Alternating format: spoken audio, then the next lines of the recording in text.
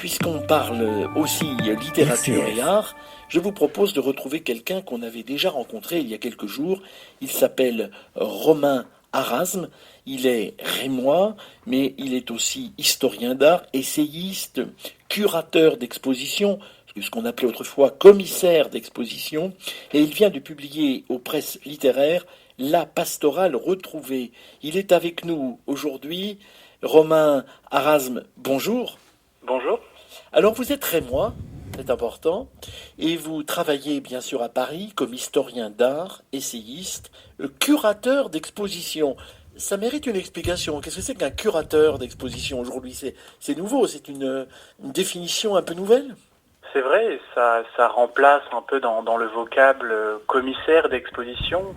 En gros, c'est la même fonction, mais commissaire d'exposition, il y a quelque chose un peu de l'ordre de l'autorité, alors que curateur, c'est curare, c'est prendre soin, accompagner des artistes dans des projets d'exposition pour montrer leur travail. Alors, vous qui êtes rémois, qui êtes à Paris, vous venez de publier aux presses littéraires un livre qui a pour titre La Pastorale retrouvée. On en avait parlé il y a quelques jours sur notre antenne. Alors, il faut rappeler que La Pastorale, c'est un tableau d'Henri Matisse. Henri Matisse avait peint ce tableau lors de son premier voyage à Collioure en 1905. Il fait partie des œuvres qui ont été dérobées au musée d'art moderne de Paris en 2010. C'est bien ça, et ça a été en quelque sorte le point de démarrage de votre roman. Oui, c'était le point de départ. C'est vrai que ce vol a eu lieu effectivement en mai 2010. Et un an plus tard, on apprend que le voleur et le receleur ont été arrêtés. Et le receleur a prétendu à la police et devant le juge s'être débarrassé des 5 tableaux à la poubelle. Et donc je m'empare de ce fait divers et mon narrateur, Paul Mazard, les trouve dans la rue, 2 des 5, un Georges Braque et un Henri Matisse. C'est un narrateur qui a pour nom votre anagramme. Ça veut dire que vous vous impliquez quand même beaucoup dans ce roman. Oui, c'est vrai. En plus, c'est mon premier roman, donc il y a beaucoup de moi en lui, dans Paul Mazard, qui est effectivement l'anagramme de mon nom de famille, Arasme. Et c'est vrai qu'il est jeune trentenaire, parisien, biblivore et passionné de peinture. Donc c'est pas complètement moi, mais je me retrouve effectivement beaucoup dans ce personnage. Donc c'est un fait divers qui est exact, qui vous sert de prétexte aussi à ce roman, mais ce roman, bien entendu, c'est pas un roman policier, hein, il faut le dire tout de suite à nos auditeurs, mais votre narrateur va donc retrouver par hasard dans une petite rue du 3e arrondissement ce tableau, La Pastorale, et puis vous évoquez aussi un autre tableau, c'est un tableau, L'Olivier à l'Estaque de Georges Braque. Tout à fait, c'est vrai que ces 2 peintures sont réalisées dans ces années 1905-1907, qui sont le théâtre d'un foisonnement artistique avec des innovations dans tous les sens. C'est vrai que c'est une période très intense pour l'histoire de la peinture, avec des personnalités hautes en couleurs comme Matisse, Braque, mais aussi Modigliani, Picasso. Moi, c'est une période de l'histoire de l'art qui me plaît particulièrement. C'est pas la seule. J'aime aussi beaucoup l'art ancien, l'art du XVIIe siècle. Mais oui, c'était un prétexte pour moi d'arpenter comme ça la vie de ces écrivains, de ces peintres. Et mon narrateur chemine presque avec ces peintres qui sont certes morts il y a longtemps, mais toujours présents grâce à leurs œuvres. La peinture, vous nous le dites, Romain Arasme, comme la littérature, écrivez-vous, permet au narrateur, Paul Mazard, de s'abstraire du réel. L'art, vous le dites, peut être un refuge face à la réalité. Je crois, c'est vrai que j'ai cette image qui m'habite, une image proposée par Marcel Proust au tout début de la recherche du temps perdu, de la lanterne magique. La lanterne magique reflète sur le réel, sur les moulures de l'appartement, sur les livres de la bibliothèque, et bien des ombres, des lumières. Et c'est une jolie image, je trouve, pour montrer comment l'imagination, qui est nourrie effectivement par les textes, par les images, peut servir de refuge. Je pense que ça nous est plus ou moins tous arrivé de voir une œuvre d'art, de voir un tableau et de s'imaginer à l'intérieur parce qu'on trouve que le paysage est agréable, bucolique, ou même dans un intérieur représenté. Et à un moment donné, donc effectivement, vous l'avez rappelé, c'est pas un polar, mais il y a quand même un peu l'enquête qu'on suit indirectement. Et à un moment donné, parce que du coup, ce Paul Mazars va être en possession d'œuvres, et donc il va avoir des petits ennuis avec la justice au point de passer au moins une nuit, j'en dirai pas plus pour le suspense, mais au moins une nuit dans une prison, et en imaginant, en se remémorant le tableau d'Henri Matisse, et ben justement il va s'évader, il va se libérer. Et finalement la peinture, la remémoration des tableaux, avec beaucoup plus de facilité qu'une scie à métaux, permet de effectivement casser les barreaux d'une prison réelle, mais aussi d'une prison métaphorique. Alors la peinture, et en particulier la pastorale de Matisse, va vous conduire et va conduire le lecteur à voyager avec vous. Bien évidemment à Collioure, mais pas seulement, avec deux voyages importants, l'Italie et la Bretagne.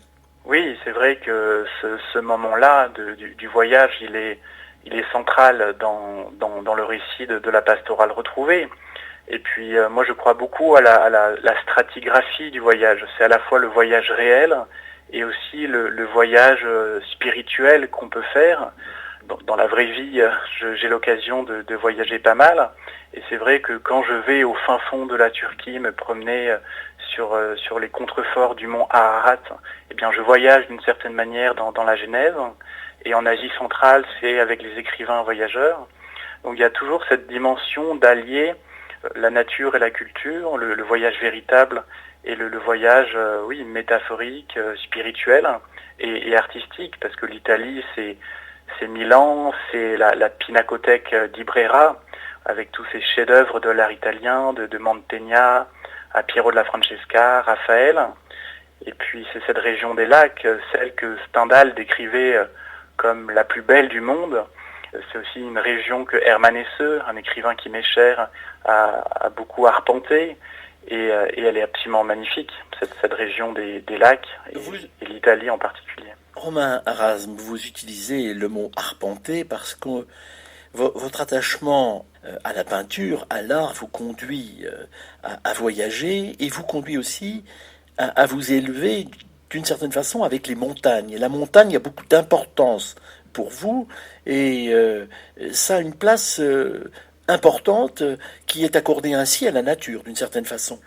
Oui, c'est vrai que la nature, moi, m'a toujours absolument fasciné, quelles que soient ses formes. J'ai un attachement très très fort aux arbres, notamment, que ça soit en peinture, parce que le tableau de Georges Braque représente un olivier, cet arbre si symbolique dans l'imaginaire occidental depuis l'Antiquité. Et puis l'arbre, c'est aussi, moi je l'élève presque au rang de personnage. Il y a presque un chapitre entier qui lui est consacré. Et puis c'est un peu la jonction entre, c'est la réconciliation des contraires, la jonction entre le ciel et la terre, entre l'esprit éthéré et les racines très très terrestres, donc le corps et l'esprit. Donc c'est comme un être humain en réalité.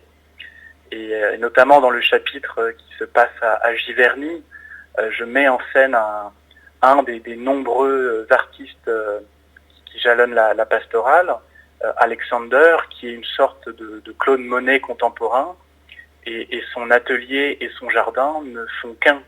Son atelier est une véranda, donc il n'y a presque pas de distance entre l'atelier et le jardin, et continuellement il crée en s'inspirant de son jardin, de la saison et des arbres. Alors justement, vous avez centré bien entendu votre roman sur la toile d'Henri Matisse, retrouvée par votre narrateur, mais vous rendez ainsi hommage à Henri Matisse. Qu'est-ce qui vous touche dans le personnage de Matisse ?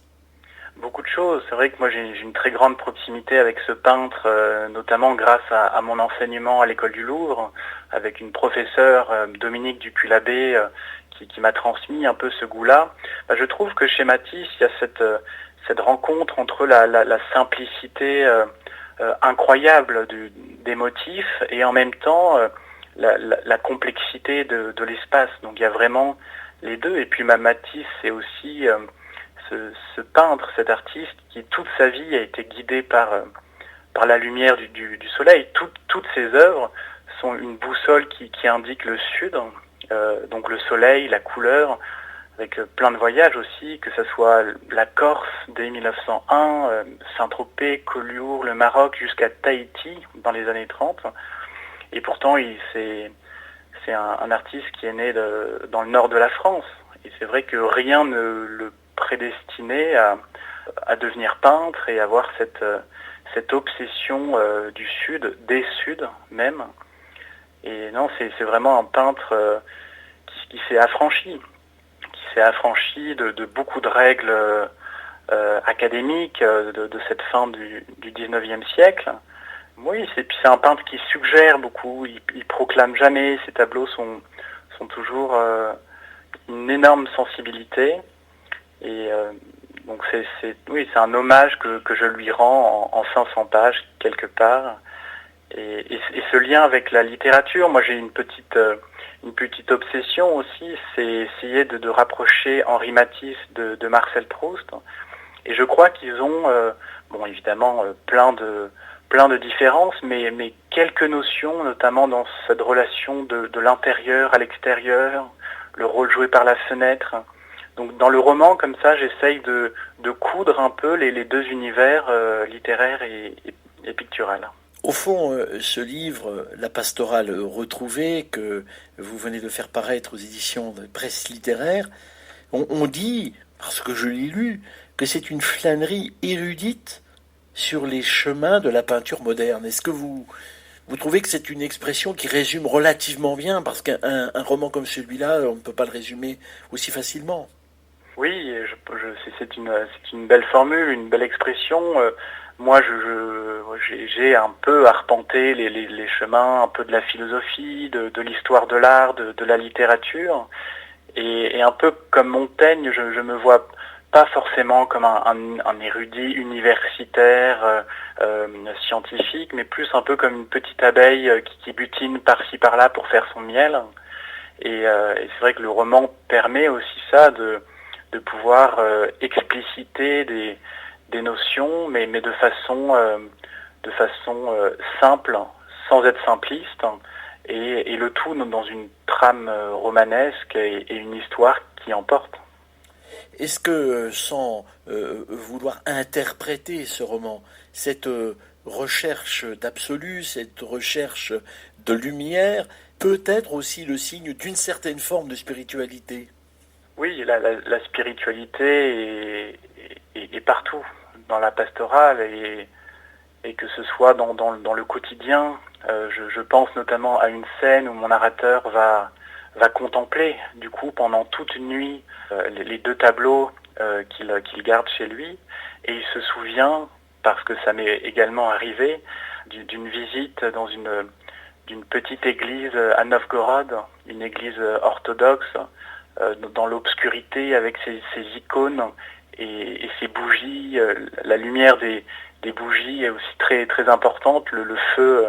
Donc oui, la spiritualité teinte, que ce soit les relations humaines, que ce soit les voyages, que ce soit le rapport à l'art, à quelque chose qui nous dépasse. Donc oui, tout à fait. Merci Romain Arasme. Vous êtes venu à Reims récemment pour signer, pour dédicacer ce livre à la librairie, on continue d'appeler la librairie Guerlain. Vous revenez régulièrement à Reims? Je reviens de temps en temps, une fois tous les 2-3 mois, parce que mes parents sont encore à Reims. Et c'est vrai que j'ai une relation importante à cette ville. Le musée des Beaux-Arts de Reims a probablement été le premier musée d'une longue série dans lequel j'ai pu apprendre justement la peinture et l'art de manière générale. Pendant ces vacances, alors c'est une question un peu personnelle, voire indiscrète, malgré la crise sanitaire, vous qui êtes un voyageur et vous qui aimez la nature, vous allez pouvoir aller arpenter quelques chemins de vacances? Oui, je pense, la destination, j'ai souvent l'habitude de la déterminer quelques jours avant, mais c'est vrai que j'ai eu l'occasion de me promener en janvier en Égypte, donc j'ai pu faire un documentaire sur l'archéologie, et encore une fois là, on ne se refait pas, et aussi au Kirghizistan, hein, ce pays d'Asie centrale coincé entre la Russie, la Chine et le Tadjikistan au sud. Donc c'est vrai que paradoxalement, et grâce à la petite société de production que j'ai fondée, j'ai pu me promener et promener ma caméra, parce que l'image vient un peu en second face à l'écriture, mais me permet quand même d'explorer le monde et de manière assez pertinente. Merci en tout cas, Romain Arasme, d'avoir été avec nous. Rappelle le titre de votre livre publié aux Presses littéraires, La pastorale retrouvée. Merci d'avoir été avec nous et à bientôt sur RCF. Merci à vous, au revoir.